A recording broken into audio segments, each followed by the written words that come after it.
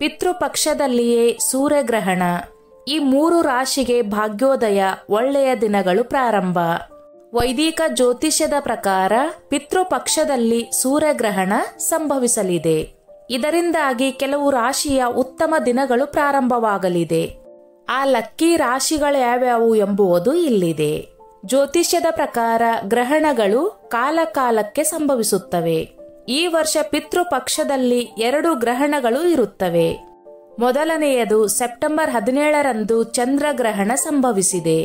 ಜೊತೆಗೆ ಅಕ್ಟೋಬರ್ 2ರಂದು ಸೂರ್ಯಗ್ರಹಣ ನಡೆಯಲಿದೆ.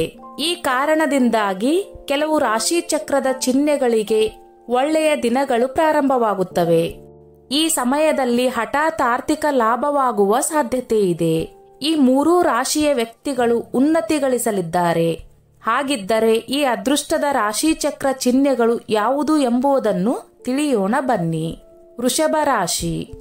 2 ಗ್ರಹಣಗಳು ವೃಷಭ ರಾಶಿಯ ಜನರಿಗೆ ಲಾಭದಾಯಕ. ಈ ಅವಧಿಯಲ್ಲಿ ನೀವು ಕಾಲಕಾಲಕ್ಕೆ ಅನಿರೀಕ್ಷಿತ ಹಣದ ಲಾಭವನ್ನು ಪಡೆಯಬಹುದು. ಅಲ್ಲದೆ ಈ ಅವಧಿಯಲ್ಲಿ ಮನೆ ಕೆಲಸಗಳಲ್ಲಿ ನಿರತರಾಗಿದ್ದರೂ ನಿಮ್ಮ ಕುಟುಂಬಕ್ಕೆ ಸಾಕಷ್ಟು ಸಮಯವನ್ನು ನೀಡಲು ನಿಮಗೆ ಸಾಧ್ಯವಾಗುತ್ತದೆ. ಎಲ್ಲಿಂದಲೂ ನಿಮಗೆ ಒಳ್ಳೆಯ ಸುದ್ದಿ ಬರುತ್ತದೆ.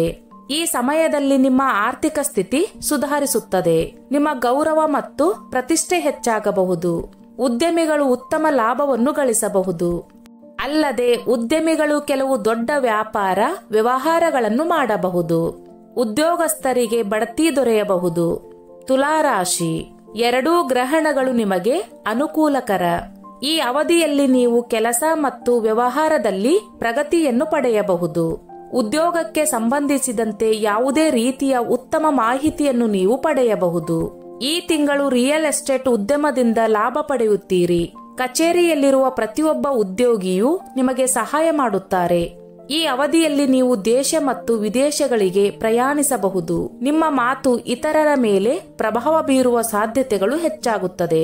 ಇದರಿಂದಾಗಿ ಜನರು ನಿಮ್ಮಿಂದ ಪ್ರಭಾವಿತರಾಗುತ್ತಾರೆ.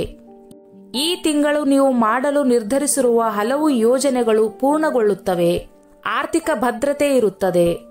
ಅಲ್ಲದೆ ವಿವಾಹಿತರ ವೈವಾಹಿಕ ಜೀವನವು ಈ ಅವಧಿಯಲ್ಲಿ ಅದ್ಭುತವಾಗಿರುತ್ತದೆ. ಧನುರಾಶಿ. ಸೂರ್ಯ ಮತ್ತು ಚಂದ್ರಗ್ರಹಣ ಧನು ರಾಶಿಯವರಿಗೆ ಅದೃಷ್ಟ. ಈ ಅವಧಿಯಲ್ಲಿ ನಿಮ್ಮ ಆದಾಯವು ಹೆಚ್ಚಾಗಬಹುದು. ಈ ಸಮಯದಲ್ಲಿ ನಿಮ್ಮ ಆದಾಯದ ಹೊಸ ಮೂಲಗಳನ್ನು ನೀವು ಕಂಡುಕೊಳ್ಳಬಹುದು.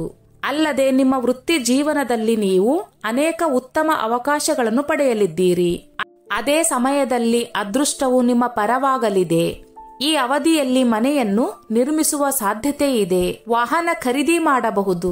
ನಿಮ್ಮ ವೃತ್ತಿ ಜೀವನದಲ್ಲಿ ನಿಮ್ಮ ಕೌಶಲ್ಯದಿಂದಾಗಿ ನೀವು ಬಡ್ತಿ ಪಡೆಯಬಹುದು. ಅಲ್ಲದೆ ಈ ಸಮಯದಲ್ಲಿ ನೀವು ನಿಮ್ಮ ತಂದೆ ಮತ್ತು ತಾಯಿಯ ಬೆಂಬಲವನ್ನು ಪಡೆಯಬಹುದು. ಅಲ್ಲದೆ ಅವಿವಾಹಿತರಿಗೆ ಈ ಅವಧಿಯಲ್ಲಿ ಮದುವೆ ಪ್ರಸ್ತಾಪಗಳು ಬರಬಹುದು. ಸ್ನೇಹಿತರೆ, ಈ ನನ್ನ ಮಾಹಿತಿ ನಿಮಗೆ ಇಷ್ಟವಾಗಿದ್ದಲ್ಲಿ ದಯವಿಟ್ಟು ಶೇರ್ ಮಾಡಿ, ಲೈಕ್ ಮಾಡಿ ಮತ್ತು ಸಬ್ಸ್ಕ್ರೈಬ್ ಮಾಡಿ.